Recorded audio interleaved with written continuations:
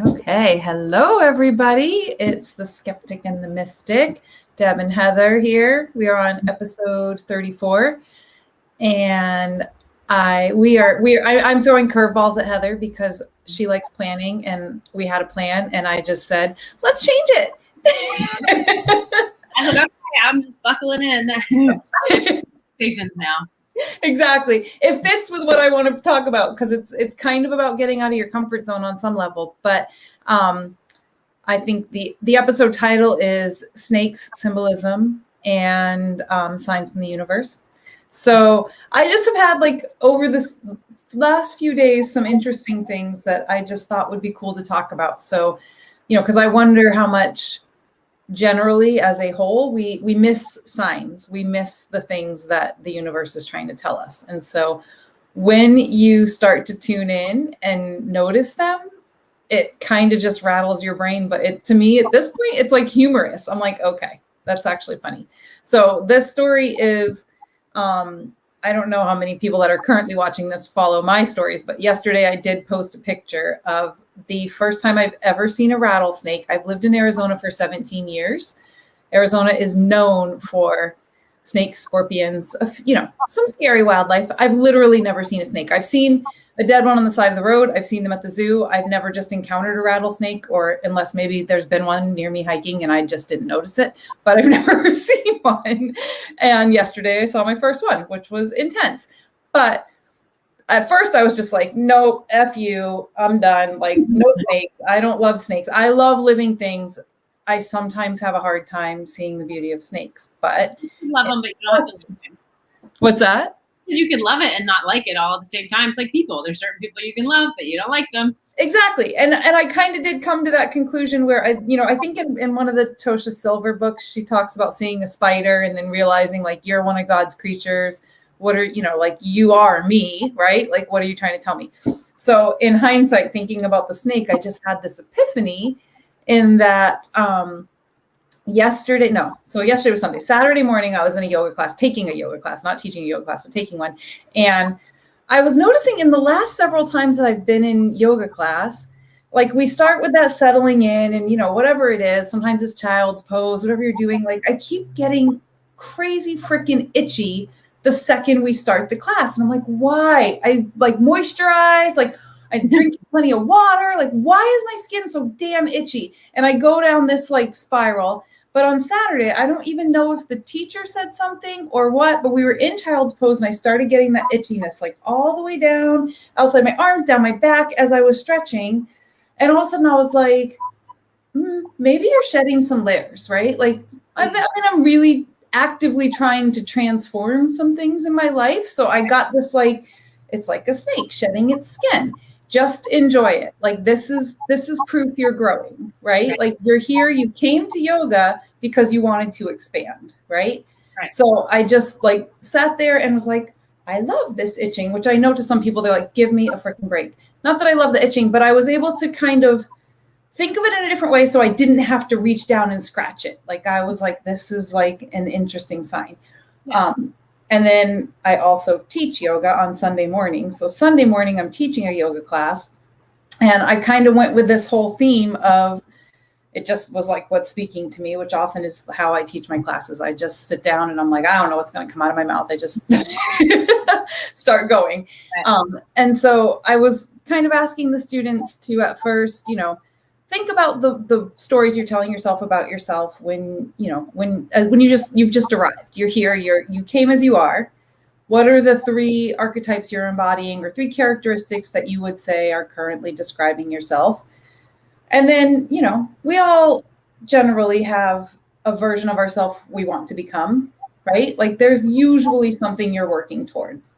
So what are those descriptors? And my whole theme of the class was kind of like expanding yourself into that version of yourself, which you actually already are. That's the trick, right? You already are that person. You just have to get comfortable with it. And at the same time, I'm re-listening to The Big Leap on Audible. Have you read that one? Yeah, Gay Hendricks. Mm-hmm. Yes, it's amazing. And so that's kind of about, finding that upper limit and expanding yourself, creating your new beliefs. The symbolism of snakes is always rebirth, transformation, shedding layers. And then I literally saw my first real live snake. So it's like literal. I mean, like that snake was the universe talking to me. That's what I think, you know. And I think skeptics might dismiss that. My daughter discovered the snake and brought me out to see it, and I was like, oh my gosh, this is how my child is. I love her so much. We were at the bunny rescue. We volunteer a lot at this bunny rescue, which is a crazy place to see a snake. But she was like outside doing, you know, one of the tasks is you have to, you know, clean out litter boxes and replace them. And that we have this station that's kind of set up outside. And I had one of her friends with us yesterday, and I was inside cleaning some bunny pens. And she comes running in with her friend, and they're both like, oh my gosh, you have to come outside. There's a snake outside, and he's so cute. And I was like, I doubt he's cute, but I'll come see. And so I go out there, and it was coiled up. Well, you have the picture I just sent to you. It was coiled up underneath the table where they build the hay boxes. And I'm like, you guys, that is no joke of a snake. And so I go inside and I get the lady that runs the rescue. I'm like, is your husband here by any chance? And go and get him. And he's like just kind of one of those men that can take care of anything, right? Like, and this is out in the desert area where snakes are relatively common. People just have these contraptions. It's like a loop on a pole, and you can like capture the snake and keep it pretty far away from you. Right. So he pretty easily grabbed it. What's that? I'm gonna try to pull up the picture while you're okay. Yeah, it's crazy. I should have tried to take a picture of it in the bucket, because you throw it in a bucket, put a lid on the bucket. You know, he just takes it a few miles out and re-releases it, because nobody at that place is interested in killing the snake. We just don't want it there. Right. So anyway, whoa, it's like a black hole of like. Oh, I know, and it won't let me get out. It's infinite podcasting. So anyway. He did show us the snake in the bucket, and it was definitely a rattler. He went and let it out into the wilderness, re-released it, and he said when it uncoiled and slithered away, the thing was like 5 or 6 feet long, and it definitely had a full belly. None of the bunnies from the rescue were missing. We didn't get one of our bunnies, but it probably had a squirrel or something. Who knows? I don't know. But that's the reason it was kind of just peacefully chilling there and didn't bother anybody. It had a full belly and it was content. But yeah, so that just is my kind of encapsulated story. I don't know what more will come from seeing snakes of recent. Right. But it's just an interesting thing when I'm actively trying to put myself in a bit of a transformational state and get some new things going. It's, to me, just some confirmation, like you're doing it, you're on the right path, like keep going, those sorts of things. Yeah. So do you have experiences like that? Well, it's funny they say that, because this, I just posted on my Instagram story the other day about numbers, and if like people were into numbers. Yeah. I'm not a big one, like as far as like, I know some people were like, oh my gosh, like I cannot live there because it's the number, blah, blah, blah. Or like, I can't do this on this day because of the number. And I'm like, okay, how about you stop giving away your power? Like, I'm with you on that, but I think they're significant when you see them repeatedly. Right. And that's because I had like saw 1111, which, I mean, you're going to see it twice a day. Right. But somebody had said in response, she's like, I feel like I see them more, the more aligned I am with myself, the more I see them. Yes. I had not ever paid attention to that. And then what happens today is I saw 1111 again. And right. So, but I was talking to a friend the other day about something. I forget what I was telling him. Something happened. And I was like, or he was like, well, that's a sign. And I was like, it could be. Like, it could be whatever sign you want it to be. Like, you can make exactly. it bad, right? Like, I'm going through, like you said about shedding your skin. Like, I'm literally itching. Like, I broke out in hives. Like, what side? You can't see on this thing. But anyway, my whole entire neck, my arm, you should try to see me. I'm trying to put, like, tea tree on my arm because it's itching like crazy. My groin area, I have all these, like, hives. And my reflexologist said it's all from, like, liver line, like the liver meridian stuff. And my liver is always my weakest area. But also, like, as you know, like, recently, just had a breakup, and all the emotions of resentment, frustration, anger, bitterness. Like, It probably means they're leaving. They're coming to the surface and leaving. Exactly. And that's what I'm like, I could just make it that this is all stuff that's coming to the surface and leaving. And that's the story that I can make. Or I can make the story be like, oh, like make it not work for me. And that's at the end work for you. Put lotion all over it, pump yourself with steroids, and you know what I mean? That's if you welcome it and see it as this is you healing, it's a lot less bothersome. Right. And my reflexologist was saying, I'm the princess and the pea. Like, I'm so sensitive to every single thing. Like, I know if I eat this, I'm going to feel like this. Like, the smell bothers me like this. Like, I'm so sensitive. And it's hard for some people because, you know, they're like, oh, just stop being so sensitive. I'm like, I would love to. Trust me. I would love to. And I said to her, I was like, it's just frustrating. I might as well just go out and start drinking. If my liver's going to be this much of an issue, I might as well just go start drinking and like do what everybody else does. And she's like, and I know exactly what she said because I say it to other people when I'm on there, you know, like, and it's like, you know, but think about it. Your body it's like you get the signals early where some people are all of a sudden like, how did I get sick? They just didn't hear the signals. Like you hear the signals. And when I had my bakery, I had all these kids coming in that had a ton of sensitivities, allergies, and they would be really frustrated. You know, you're 8-year-old and you're like, I've never had a cupcake before. And I remember one little boy, I just, you know, was talking to him and I was like, you know what, you're like a fine Italian car. I'm like, you are high maintenance, but you're high performance. And he was like, I bet you that kid remembers that now. I hope so. Yeah. That's a really good reframe of, you know, somebody being like, some people would just be a victim of an allergy versus seeing it as a little bit of a superpower, right? Yeah. And that's where, for me, I'm like, I can look at what's going on for me right now and just get frustrated, or I could use it to empower me and be like, oh, it's time to reset and, you know, go back, you know, looking into nature of seeing, okay, what foods do I need to eat that is going to nourish my liver? And it is a time where things are coming up, and just accept that, like, hey, it's springtime. That's what it is. Period. Yeah. Here's spring cleaning. Right. So we literally get to make meaning of anything. So even me, like the skeptical person who's always like, okay, sure, like that, you know, but it's like, no matter, every single thing that we do is always about making meaning. You know, no, but I choose to see meaning in things because it's fun. Right. But I mean, but that's what we do as humans. Like, we do it so that we can have some kind of certainty. Most people don't even do it intentionally. But when you're intentionally doing it and saying, hey, this is what I'm going to choose to make it mean and to like have it work for me instead of work against me, that's when we can be powerful. I agree. Interesting story about hives in general. I'm sure I've told you this before, but the one and only time that I busted out in hives all over my body, I had started dating this one guy that every time I talked to him or saw him, literally hives all over my body. And I actually, like, I mean, I dated him for maybe a couple of months or something. Maybe it wasn't even that long. Maybe it was only 1 month. But I had gone to the doctor and they wanted to give me like steroidal cream because we're like, we don't know why this is happening to you. And this was many years ago before I was like fully immersed in my line of thinking now. And now I would probably see it much clearer. Stopped seeing that guy just because he was not right. You know, I mean, he just wasn't somebody I wanted to be with. Stop seeing him, hives go away. I'm like, I didn't think too much of it then. Month goes by, he reaches out again. Literally just a text from him, my arm started to be like, and I was like, oh, that is crazy. I don't speak with that man anymore. Yeah, and it's great. I've had so many situations with that too. The guys I've dated, and then like you get intimate with them.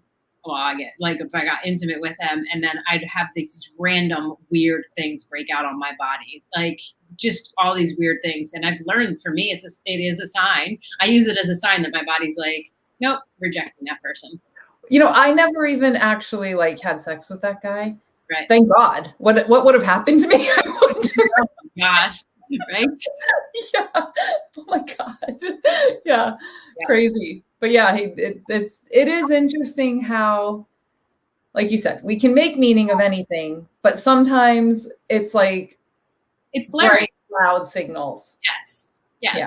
And that's, oh gosh, can't even remember. Oh, when my reflexologist, we were talking today, and she was talking about how when she started down this path of doing reflexology, how like she just kept fighting it, and like it was so hard. But then she told me about all these situations where it was just affirming of here, like this is the path that you're supposed to go. But she just kept resisting. And so we were talking about that whole thing about alignment and like hustle, and because that whole like culture of like you got to hustle, you got to grind, you got to fight. And I this is just my belief about it, is that yes, there are going to be times in your business that you're going to hustle, absolutely, and it's not going to feel arduous. It's just going to feel fun and Yes. work because you're aligned with it. So yeah, you're working your butt off, and it doesn't matter. Like, but also it can be easy too.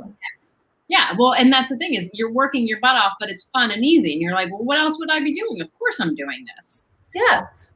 When I was in the bakery, I mean, I was working, the whole time, but like, working so much. I just found another hive. I was working so much, especially at the beginning, and I didn't care. Like, I didn't care that I had no social life. I didn't care that I was there 24/7 because it was so aligned with who I wanted to be. Yes. Right. And so those kind of things are so important to pay attention to, right? Because when things are aligned, they just flow and they happen easily. But yourself, how often have you done it? And I'm asking myself the question too. And as women, do we fight and think, oh, this has to be hard? Like, this can't be, it's not hard. 100%. I think a lot of us, like, and there's kind of just a narrative out there that only the things you work hard for are worth it, right? We're kind of taught that in our society. Like, if it's easy, it wasn't worth it. Like, you're not going to enjoy it as much or whatever. Right. When the struggle isn't where the reward is. Right. Yeah. Yeah. Yeah. And that's where the signs, it's like, oh, is this easy? Is this flowing? Is this fun? Does this create joy? Does this create pleasure? Like, that's a sign you're moving in the right direction. Mm-hmm. But if it's contractive, if your body feels tight, if it feels constrictive, right, that's a sign that you're not necessarily in the right place. Caveat, because everything is always nuanced, right, is that there can be things like going through something like releasing a relationship that's not healthy, or releasing an addiction that's not healthy, right? It is hard. Like, those withdrawals, those breaking that habit can be hard. Yes. And you also know that it's the healthiest thing for you. And it gets easier. Yes. It does get easier. No, I mean, not everything is meant to be easy. You're right. It is nuanced. And what's easy for me is not always easy for you. What's hard for you is not always going to be hard for me. You know what I mean? So you have to know what is your version of that. Right. Everybody wants to dole out lots of advice, and everybody, I mean, it's great to hear how other people got through their path, but that's one way to do it, right? You know who makes me crazy in this regard, and unpopular opinion I will share? I don't think you'll disagree, but David Goggins, do you know who he is? Masculine. I mean, his whole method is to basically beat the shit out of yourself and abuse yourself and literally write like you're a shithead Post-it notes on your mirror to motivate you. Right. Which I suppose that worked for him. He's clearly successful in some measure. Right. But it's a bizarre approach, in my opinion, even for men. Yes, it's very masculine, but even for masculine essenced people, that's a pretty masochistic approach. Well, I mean, some people are motivated by pain, and some people are motivated by pleasure. True. Right? And some people are motivated moving towards something, and some are motivated moving away from something. Like, I eat healthy because I don't want to be fat and I don't want to be sick. Where somebody else might eat healthy because they want to look good for their high school reunion. Right? Yeah, or I eat healthy because I want to feel good today. Right. I know if I indulge in some mac and cheese, I'm not going to feel very good for the rest of the day. Maybe it's a payoff I'm willing to trade. Maybe, but for the most part, I eat what I eat because I want to feel good in the moment. For me, looking for the more immediate benefit is a more effective strategy. Right. It's still pain and pleasure. I mean, that's for me. Like, I'm weight because I felt like crap for so long that I eat well so I don't feel like crap, which really is so that I feel good. But when somebody puts it in that way to me, they're like, oh, you eat it so you feel good. And I'm like, I mean, ultimately, yeah, but that language doesn't motivate me. Interesting. Okay, so there you go. There's a nuance. That's a personalization thing. Mm-hmm. I live in a lot of rose-colored glasses, so I prefer to say I want to feel good rather than I don't want to feel bad. Right. Now, at the stage of my game, I do it because I want to feel good, right? But my initial motivation was I was tired of feeling like crap. Yeah. I just didn't want to feel like crap. Now I'm like, why wouldn't I do this? Because it feels so good. But that's true. And I guess where I'm coming at from my lens, that's an interesting point, because I should be mindful of that in working with other people, is sometimes not feeling like crap is just where they need to be. Right? Yep. Like I don't very often feel like crap, so I'm not necessarily running from that state. Yeah. So, okay, just as we wrap up, snakes, symbols, signs from the universe, listen to them. Like your body is always giving you clues of what's going on. The universe is always God, the universe, whatever you want to call it, right? There are people who just open up their Bible and they're like, okay, that's a sign. Like make it work for you to empower you to become the person that you would desire to be instead of being a victim. And it will exponentially change your life. Yes. And I might concede that snake was not horrible to my daughter. Nice. Sorry I couldn't bring the picture. I don't know what was going on. That's all right. No worries. All right. Well, this was our quick one. You're welcome, everybody. We'll talk to y'all later.